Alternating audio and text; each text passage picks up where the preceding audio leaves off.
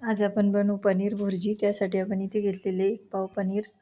हे पनीर आपल्याला खिसणीच्या साहाय्याने खिसून घ्यायचे आणि नंतर कढई ठेवून त्याच्यामध्ये तेल टाकू. अर्धा चमचा जिरं आणि अर्धा चमचा मोहरी टाकायची. नंतर 1 कांदा कापून टाकू आणि लसूण सोलून ठेचून टाकायचं आहे. नंतर थोडीशी अद्रक खिसून टाकायची. अशी पनीरची भाजी बनवून बघा आणि चॅनलला सबस्क्राईब करा.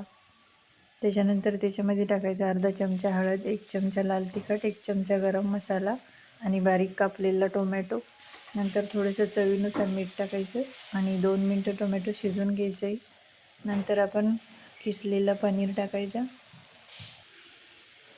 चांगलं मिक्स करून घ्यायचे आणि नंतर थोडीशी कोथिंबीर टाकायची आणि झाकण ठेवून 2 मिनटं भाजी शिजवून घ्यायची. अशा पद्धतीने आपली पनीर भुर्जी तयार झालेली आहे.